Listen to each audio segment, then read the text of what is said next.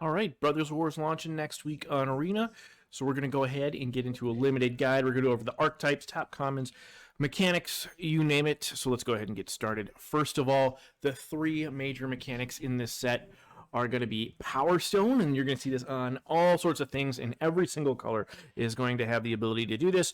Basically, they're little tokens, and you put them on the field. They count as artifacts. You can tap them for a colorless mana, and that mana can only be used to cast artifact spells and activated abilities. You can't use them to cast non-artifact spells. Anything else, fair game. So you're going to see a lot of mana sink type abilities in this set, as well as, of course, it is an artifact set. And that brings us to the next major mechanic in the format. Artifact creatures are going to have this prototype ability on there that alters their power and toughness for a cheaper mana cost. So you're going to see these in all of the different colors. You're going to see a big mana cost Eldrazi type creature with a cheap prototype ability, and a lot of this set I think is going to be around getting Power Stones into play and playing your big prototype creatures, or playing them for their smaller amount in the early game, trading them off, recurring them, and then playing the big side. And lastly, we have Unearth returning, one of my favorite mechanics. And what this one is, when an Unearthed creature goes to your graveyard, you can pay the Unearthed cost during your turn, give it haste, and swing with it, and then exile it at the end of the turn or when it leaves play. So love Unearth, and you're going to see that on a lot of different cards as well. All right, in the draft, one thing to note, this seems to be like a set where they're trying to drive you into being able to do some monocolor strategies. Dominaria United was a big multicolor soup set. This does not seem to be that way. 1 and 2 color decks are going to be the norm here, and they're going to want you to even lean towards a heavy investment into one single color so you can get some payoffs for some monocolor cards. Next up, you're going to want to look for Power Stone abilities and good Power Stone payoff cards. So prototype creatures are in every color. You can cast the huge side of them early if you ramp with some Power Stone tokens. So you're going to want to keep an eye out for some of those early on in the draft. And then lastly, they have retro artifacts, 1 in each pack. This is like Strixhaven when they did mystical archives for sorceries and instants. With these retro artifacts, it seems to be that they're more sink or swim, I guess. Like, some of them are really, really powerful, and a lot of them are just completely irrelevant. So in the mystical archive that they did for Strixhaven, a lot of those cards were just pretty good, and then you had a few really good ones. This seems to be more hit and miss. Okay, jumping right into the colors here. First off, we're going to start with whites.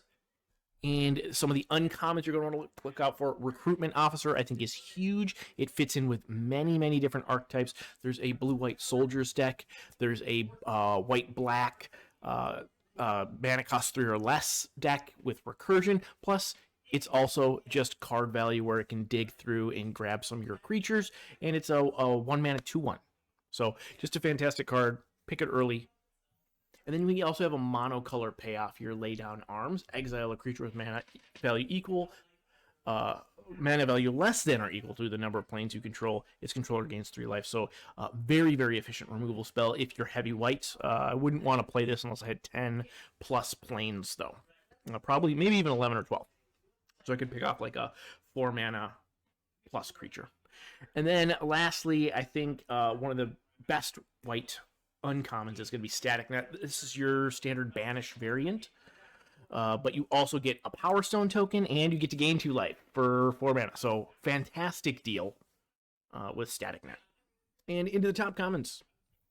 First off, I have Airlift Chaplain. I'm generally not a big fan of this cycle, but I think in particular with the recursion in white and what this thing can do, it's evasive. I think this one is pretty good. So it's 3 mana for a 1/1 flyer, but when it ETBs, you mill 3, and from those, if there's a plains card or a creature card with a mana value 3 or less, you can put that into your hand, so it can draw you one of those. If you don't, it gets a +1/+1 counter and just becomes a Windrake.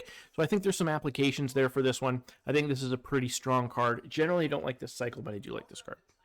Up next, we have Prison Sentence. This is your standard Arrest or Pacifism variant. It does allow you to scry 2, which is pretty good, and has value utility late in the game.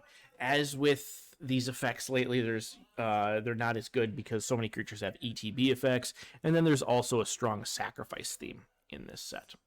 Last up, I have Recommission. This one might actually be the best white common. It's 2 mana.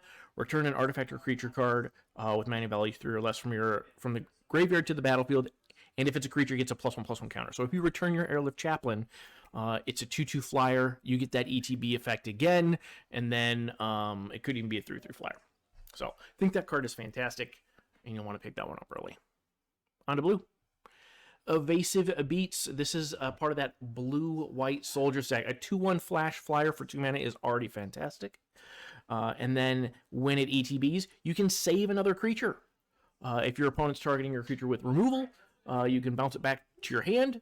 And if it's a soldier, you get a +1/+1 counter on Zephyr Sentinel. So just a fantastic rate. Huge upside for this. Just a great card. Up next, we have Urza, Power Stone Prodigy. Love this one. 3 mana for a 1/3 vigilance. It loots. And then also when you discard 1 or more artifact cards, you can create a Power Stone token. So it ramps, it loots, and it's a 1/3 vigilance for 3. Just a great card. And very useful with a lot of the unearthed cards, because you might want to discard that, get it into your yard, get your value from your Power Stone token, so you can just unearth that thing anyway. But good early, good late, just a fantastic card.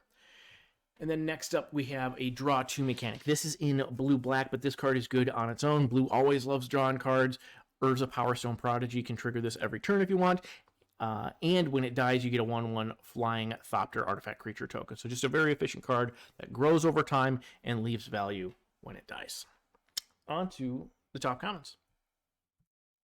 First up is Wing Commando. Just a very efficient card. Very good in that soldier stack. It does have types. It's a 3 mana flyer, 2/2, and has prowess. Prowess is a theme in the blue-red deck. Just a very standard, efficient creature that's evasive and going to annoy the hell out of your opponent. Next up, we have the new Bubble Snare. So Weak Stone's Subjugation. Single blue mana.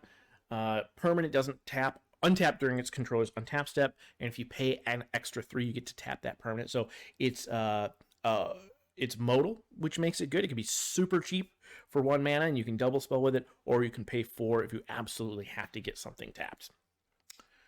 Next up, I have Mightstone's Animation. 4 mana, you can put this on one of your Power Stone tokens and make it into a 4/4. For 4, that draws you a card. So I think this card is pretty good if you're creating those Power Stone tokens. It's also good in that Prowess deck as well. On to black. Monocolor payoff again. So we're seeing Corrupt here, brought all the way back from Urza's Saga. Still very good. Again, you're not going to necessarily want to pick these up unless you're very heavy into black. Probably going to want at least 10 swamps for this to be an okay card, but preferably 12 plus swamps in your deck to make this thing really, really good. If you can hit your opponent for 6 and win the game, it's obviously very good. It gains you life as well, so it helps you win races. Up next, draw 2 payoff for Gurgling Anointer. This card is fantastic. 3 mana, 1/3 flyer. When you draw your second card each turn, it gets a counter, and when it dies, it recurs something not to your hand, but back to the battlefield, with mana value less than or equal to its power. Now, you're going to have to trigger that a couple of times to get something super substantial, but still a very, very strong card. A 1/3 flyer for 3 that grows is already pretty damn good. Next up, Go for the Throat. Another classic like Corrupt, just very efficient, cheap removal. This is an artifact set, so that non-artifact creature clause is going to come up more often than you'd like, but it's still super efficient, cheap, instant speed removal. You can't go wrong. On to the commons. I think black is a very strong color, so this was difficult to pick through, but Overwhelming Remorse, I think, is going to be the top one. It is a 5 mana instant, but it costs 1 less to cast for each creature card in your graveyard, and that's going to happen over the course of the game, so very, very often this is going to cost 2 or 3 mana for an instant speed exile target creature or planeswalker effect. Up next we have Emergency Weld. Love this card. This is a little mini Gravedigger, 2 mana, to return an artifact or creature card from your yard to your hand, and you get a 1/1 colorless soldier artifact creature token.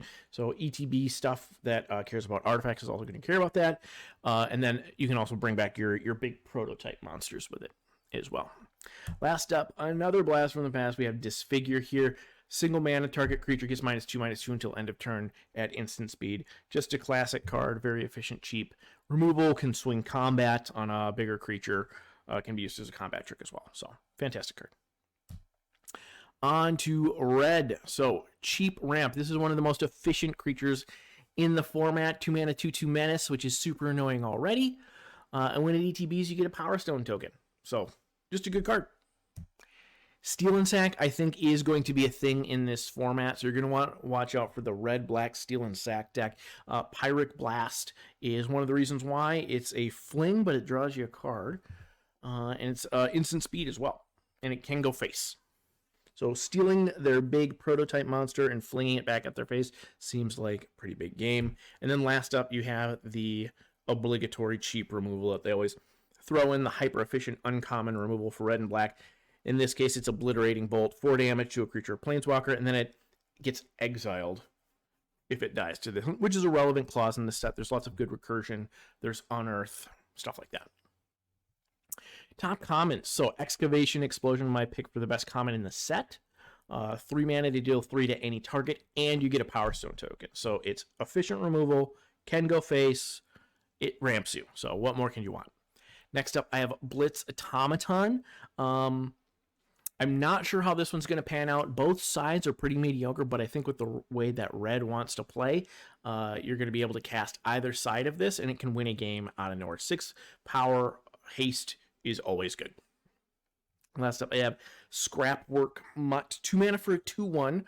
When it ETBs, you can discard to draw, and then it also has Unearth for 2. So just a very efficient creature. Works very well with the Sacrifice deck. You can Unearth this, discard a card, draw a card, swing with it, and then sack it for more value. Great card. All right, on to green. Another classic Obstinate Baloth. 4 mana, 4/4. When it ETBs, you gain 4. Perfect card to keep you in winning a race, or keep you with, like, if you have a slower, control-y, mid-range, Power Stone, ramp deck, can keep you in the game while you get set up. Next up, love this card as well. Reminds me a lot of Avalanche Caller from Kaldheim, but 1 mana, 1/1. But for 3 mana, you can make your Power Stones into 4/4 artifact creatures and start doming your opponent with them. Fantastic. Last up, we have great value here.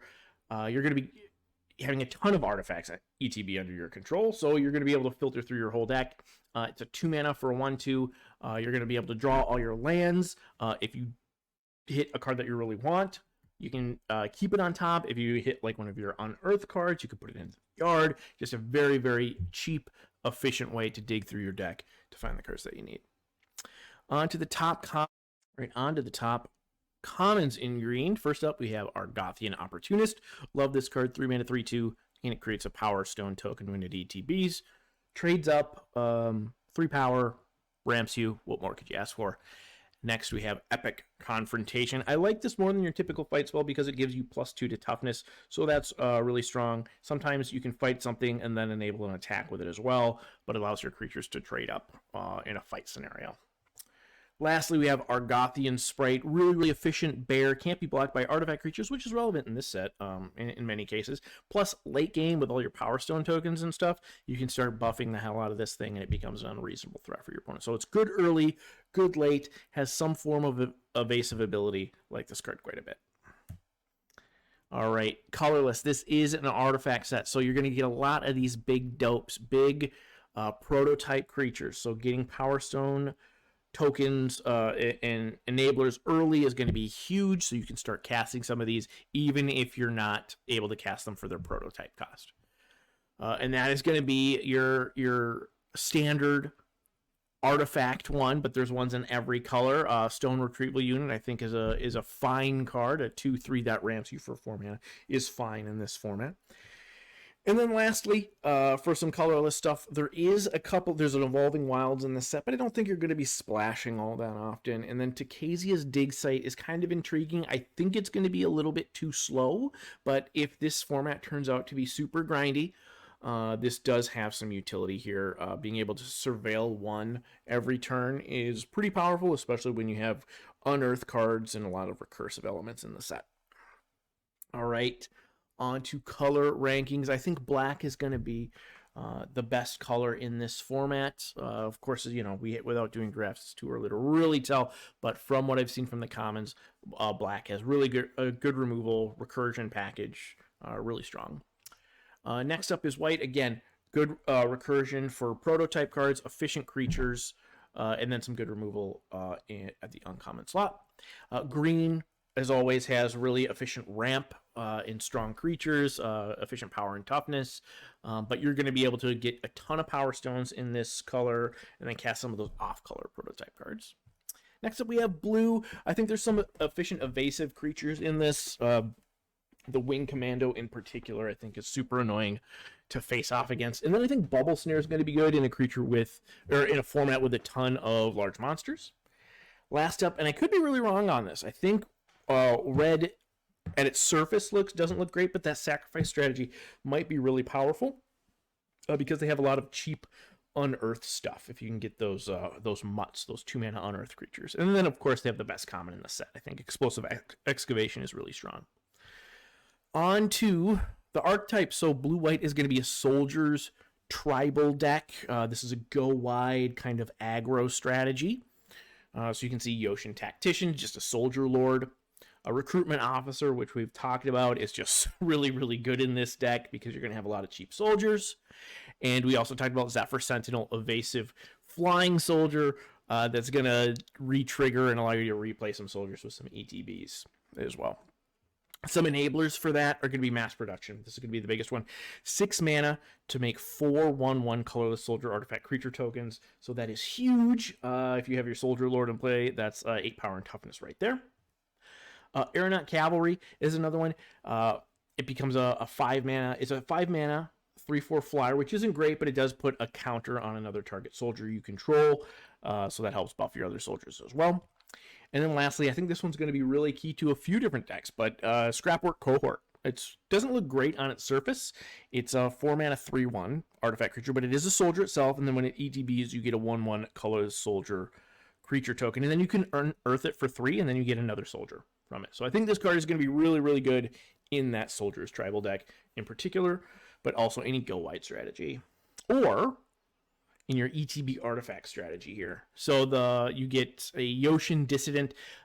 Reminds me of Generous Visitor from Kamigawa. Wherever an enchantment entered play, you get a 1/1 counter. This is whenever an artifact enters the battlefield under your control.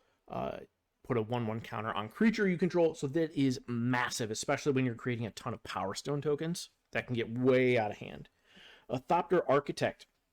If you're able to cast like mass production, this thing will give your entire team flying because it creates 4 artifact creatures. Then you get 4 creatures flying and swing over for out of nowhere for a win. And then Sarenth Steel Seeker, we already talked about. It's just a super efficient way to dig through your deck and find the cards that you want. Some enablers, Great Desert Prospector. So for each creature you control, you get a Power Stone. So if you have a big stalled out board, you can create 6 Power Stones, give all your creatures flying, put a bunch of 1/1 counters on things, and really win a board stall. Other than outside of this deck, I don't think this card is that great, but because usually you don't need to ramp as much when you hit 5, but if you have a bunch of big prototype monsters, you may want to do that as well. Mass production, we already talked about that, but that is massive in this deck. It gets completely out of control. And then I think this is the only deck that would really want this card, but Philagi Excavation gives you 3 tapped Power Stone tokens. And if you have a bunch of your payoffs and you can put a bunch of counters around or give some creatures flying, I think this card might be worth it. But you should be able to pick that up last pick in the pack. You really don't want to spend an early pick on a card like this. Up next, we have Orzhov Recur, 3 mana value or less. So Hero of the Dunes, I think, is a super strong card. It's 5 mana, 3/2, not great stats, but when it ETBs, you get a mana value 3 or less creature from the yard to the battlefield, and it gives all creatures you control with mana value 3 or less +1/+0. So all of your little tokens from mass production would be 2/1 even. Recommission, we talked about that one. That one's just a very, very efficient, great recursion spell, and that fits in the theme of this deck as well. And then No One Left Behind. Like this one a lot. 5 mana, only costs 2 if it's targeting a card with mana value 3 or less. But you can target your Hero of the Dunes with this, and then recur a bunch of stuff. And then it brings it back from the yard to the battlefield. Some enablers, Recruitment Officer. Here we go again. Another super efficient card. Works great in this deck. Digs through to find your creatures with mana value 3 or less. Airlift Chaplain is a perfect recursion target. It mills 3 cards as well, so it puts cards in the yard that you might want to recur later. And then Thraxodemon is a payoff. You get a bunch of cheap creatures that you don't really need anymore. You can put them in the yard to draw some cards with Thraxodemon. Plus, it's a 2 mana 2/2 as a bear anyway. All right, Boros. This is an aggro, go wide strategy. We've seen this one before. Falaji Vanguard here, 4 mana 2/3 first strike. Whenever a creature enters the battlefield under your control, target creature gets +2/+0 until end of turn. So this is also completely out of control with mass production. That would give +8/+0 to a total of 8 power by casting mass production. I think the mass production fits well within a lot of different archetypes in this set. And then you also have cards like Mishra's Onslaught. This is an instant speed trick if you have Falaji Vanguard on the battlefield, because you can create 2 colorless soldier artifact creature tokens and then give them both +2/+0. So you have 2 3/1s at instant speed for 4 mana. So I think this card is very good if you have some of your pieces in play with Falaji Vanguard.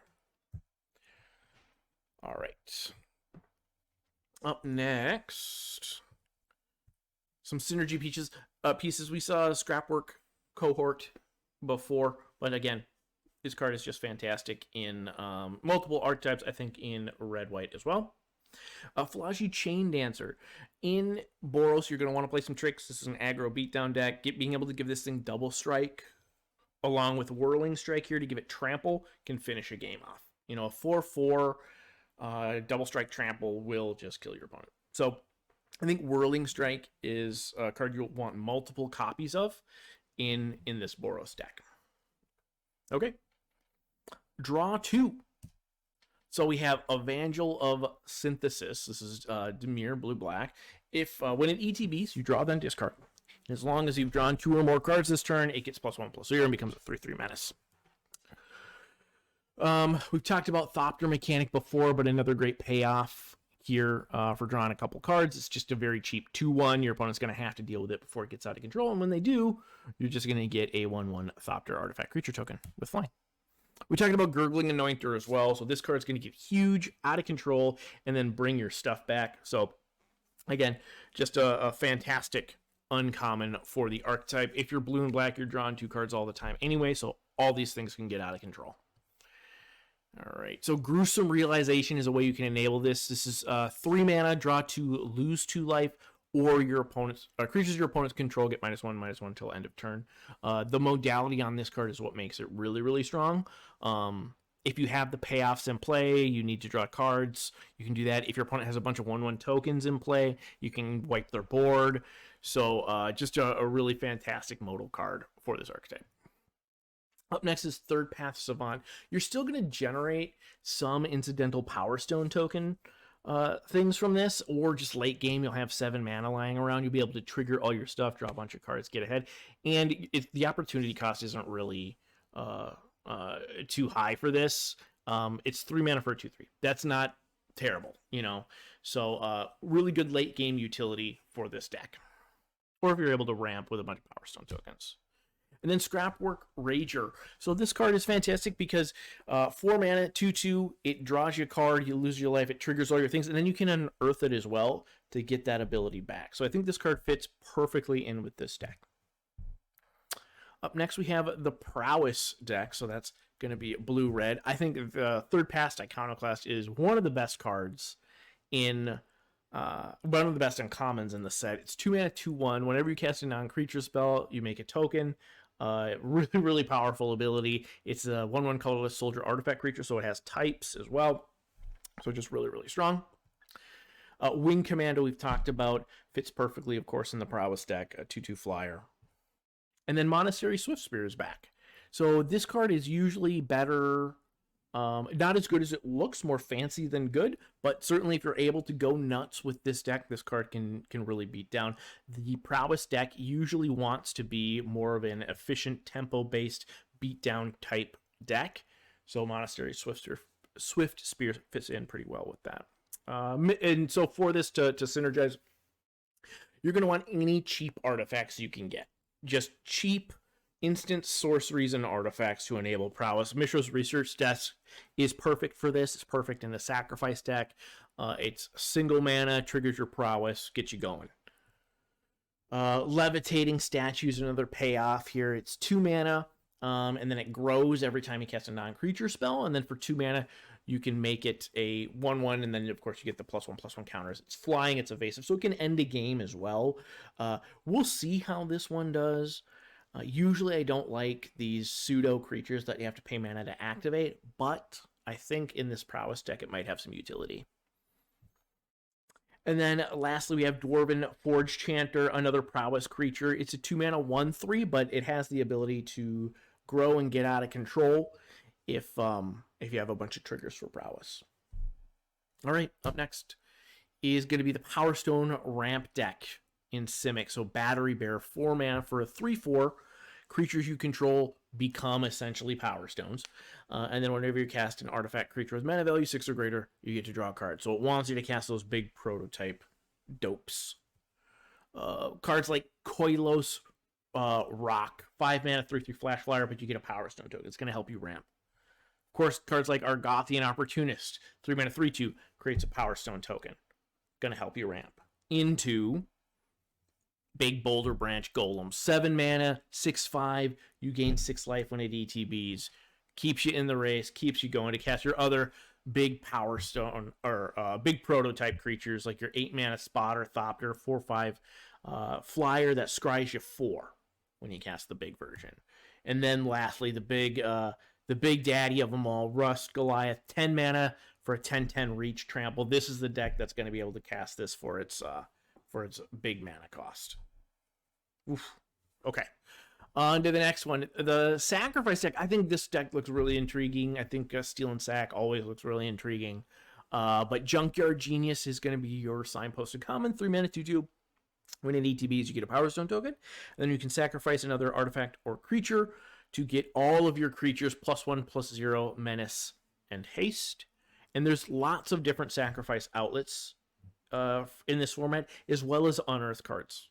So lots of different ways to sacrifice stuff. So Transmogrant Altar, 3 mana, tap 2 and sack a creature. You make a 3/3 zombie artifact creature token. You can do that with your unearth things after you attack with them, or you can do it with things that you steal with the Sibling Rivalry. 4 mana is steal an artifact or creature from your opponent, and then you get to make a Power Stone token.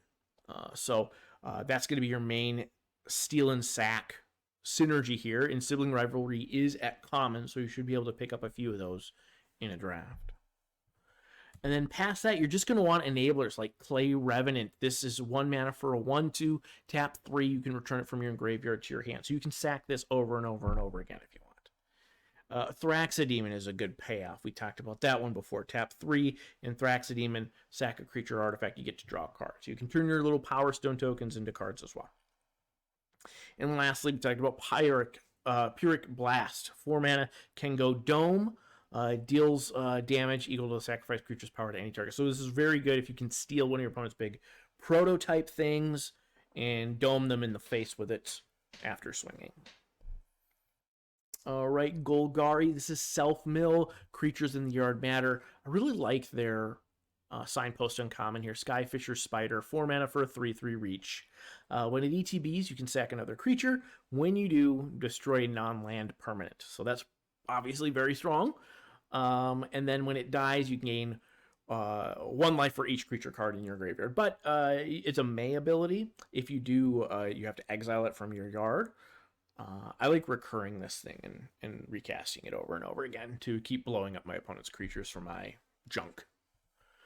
Some of the things that fit in with this Battlefield Butcher, I actually think this is a decent clock. It's 3 mana for a 1/4. Tap 5 in the card, each opponent loses 2 life, but it costs 1 less to activate for each creature card in your yard. So as the game goes late, it's going to cost 1 or 2 mana or nothing. And then you're just going to keep doming your opponent for 2. That's a serious clock on a card like this.